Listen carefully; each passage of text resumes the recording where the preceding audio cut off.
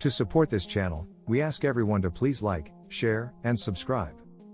For nearly 500,000 years, a massive celestial body known as Nibiru is said to approach Earth's orbit every 3,600 years.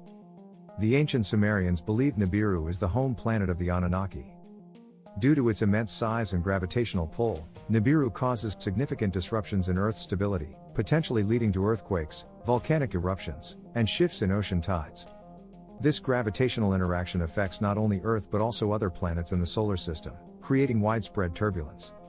It was 5 o'clock in the afternoon on Sunday, May 15, 2049, when the world first witnessed the tremors of what was to come. The Atlan volcanic field saw its first significant volcanic explosion, a precursor to the chaotic symphony of destruction that would soon engulf the Earth. Over the next 2 months, every continent was gripped by widespread panic. The responses to the unfolding catastrophe varied drastically, shaped by cultural attitudes, available resources, and the sheer scale of the disasters. In bustling cities, streets were transformed into chaotic scenes of gridlocked traffic as residents fled to what they hoped would be safer areas. Supermarkets were stripped bare within hours, leaving empty shelves as people stockpiled supplies in a desperate bid for survival. In rural areas, the reactions were more measured but no less profound. Communities banded together, pooling resources and relying on collective knowledge to weather the disasters. In some cases, older generations who had lived through previous hardships became invaluable sources of guidance, teaching younger members how to adapt to the sudden and extreme changes. Governments scrambled to respond, but the sheer scale of the crises overwhelmed even the most prepared nations. Emergency broadcasts filled the airwaves, urging people to seek shelter and remain calm, though such advice often fell on deaf ears. In areas hit hardest by volcanic eruptions, families huddled together in makeshift shelters, their faces etched with fear and exhaustion. Social media became both a lifeline and a source of misinformation, as people shared everything from evacuation routes to unverified rumors about the causes of the calamities. Faith and spirituality also played a significant role in how people coped. Religious institutions opened their doors to provide shelter and solace, with many interpreting the events as divine retribution or a test of humanity's resilience. Meanwhile, scientists and experts worked tirelessly to understand the phenomena, though their efforts often led to more questions than answers. The world was united in its vulnerability, and the human spirit was tested as never before. Volcanoes erupted across 20 nations, showering the world with ash and fire. In Canada, Hoodoo Mountain erupted with molten fury, transforming the serene wilderness into a vision of the apocalypse. The deafening roars of the volcano were matched by the fiery rivers of lava carving through forests, obliterating everything in their path. Garibaldi Lake, once a haven of tranquil beauty, became a boiling inferno, its surface obscured by thick clouds of scalding steam. Edzeza, a giant long regarded as dormant, awakened with catastrophic force, its violent explosions sending shockwaves that reverberated for miles, collapsing fragile infrastructure and forcing entire communities to flee in terror. In the United States, Mount St. Helens reawakened with a vengeance, its eruption rivaling and surpassing the infamous event of 1980. Ash clouds blotted out the sun, plunging the surrounding areas into an ashen twilight, while rivers overflowed with debris, devastating nearby towns. Mount Redoubt's fiery blasts painted the Alaskan skies with hues of orange and red, a warning beacon visible for hundreds of miles as its pyroclastic flows incinerated everything in their path. Mount Rainier, an ominous presence near Seattle, unleashed its pent-up fury, triggering massive lahars that cascaded down its slopes, swallowing villages and cutting off escape routes. Meanwhile, Mount Shasta's thunderous explosions sent shockwaves through Northern California, flattening structures and blanketing the region in a suffocating layer of ash. These once majestic peaks became harbingers of destruction, each eruption amplifying the collective fear and chaos engulfing the continent. Popocatépetl erupted in Mexico with an intensity that shook the very core of the surrounding region. The ash it spewed turned skies dark over Puebla and Mexico City, forcing millions indoors as earthquakes rippled outward. In Guatemala, the landscape was scarred by the ferocity of its volcanoes, displacing entire villages and burying fertile lands beneath layers of ash. Ethiopia saw fissures open in its Great Rift Valley, belching smoke and fire, as communities struggled to make sense of the devastation. Japan's smaller, lesser-known volcanoes erupted in a chain reaction, blanketing the islands in ash and prompting mass evacuations, while Indonesia faced simultaneous eruptions across its archipelago, transforming thriving islands into unrecognizable wastelands.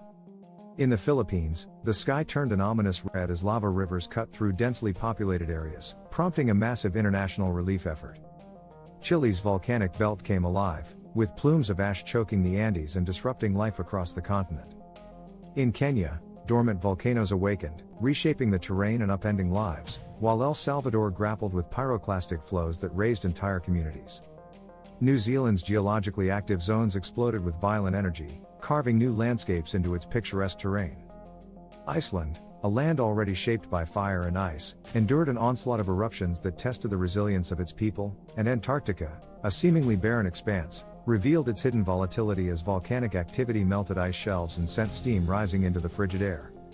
Each region bore the unique scars of the Earth's wrath, underscoring the planet's immense and indiscriminate power. The devastation did not stop there.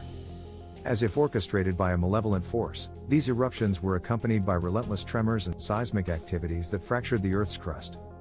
Roads split open, buildings crumbled, and communities were left isolated and helpless. It was as though the planet itself was rebelling against the excesses and follies of humanity.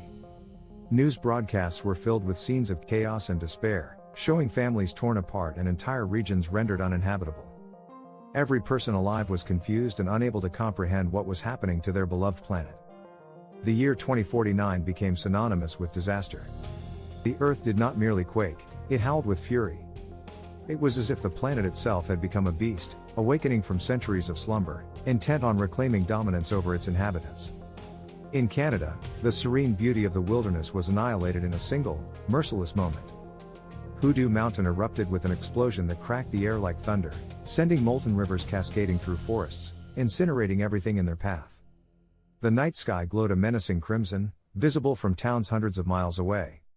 Garibaldi Lake, once a sanctuary of tranquility, became an apocalyptic spectacle. Its azure waters hissed and boiled, transforming into a swirling cauldron of steam and ash. The vapor rose in thick, choking plumes, blotting out the sun and plunging the region into a perpetual twilight. Edzeza joined the chaos, its eruptions unleashing shockwaves that echoed across the Pacific, causing tsunamis that swallowed coastal villages whole. In the United States, the nightmare was no less severe. Mount St. Helens erupted with a force that dwarfed its infamous 1980 explosion. Entire forests were flattened in seconds as pyroclastic flows surged with terrifying speed, obliterating anything in their path. Cities hundreds of miles away were blanketed in a suffocating layer of ash, turning midday into an eerie, pitch-black night. People stumbled blindly through the streets, their lungs searing with each breath of the acrid air. Mount Redoubt's explosive activity sent shockwaves through the aviation industry as its ash plume climbed into the stratosphere, grounding flights and leaving thousands stranded. Mount Rainier, a giant that had slept for centuries under the watchful gaze of Seattle, unleashed its wrath in a series of violent eruptions. Lahars, rivers of mud and debris, roared down its slopes, swallowing towns in an instant, leaving nothing but devastation in their wake. Meanwhile, Mount Shasta's awakening sent tremors rippling through California, its fiery breath visible for miles. Highways split like fragile threads, and bridges collapsed into rivers now choked with volcanic debris. The ground itself seemed to rebel, heaving and cracking under the strain of relentless seismic activity. As volcanic ash descended from the skies, it muffled the world in an unnatural silence. Towns and cities were blanketed in a thick, gray shroud that absorbed all sound, turning bustling urban centers into ghostly wastelands. The air became a poison, thick and unbreathable, forcing people to retreat into their homes or don makeshift masks in a futile attempt to protect themselves. Wildlife fled in a frantic exodus, their natural habitats obliterated or rendered uninhabitable. Birds fell from the sky, their lungs clogged with ash, while larger animals stumbled blindly through forests ablaze. The panic was palpable, spreading like wildfire through communities as they scrambled to evacuate. Emergency services, overwhelmed and underprepared, collapsed under the sheer magnitude of the catastrophe. Hospitals overflowed with the injured and the dying, their halls echoing with cries of desperation. Food and water supplies dwindled as transportation networks disintegrated, leaving countless families to fend for themselves amidst the chaos. The usual order of society crumbled. Looting and violence erupted as fear turned to madness. People clung to their loved ones, their faith, and whatever semblance of hope they could muster, but for many, it was not enough. The relentless onslaught of natural disasters left a deep scar on the collective psyche of humanity. It became clear that this was not merely an era of disaster but a reckoning, a brutal reminder of the fragile balance between humanity and the Earth.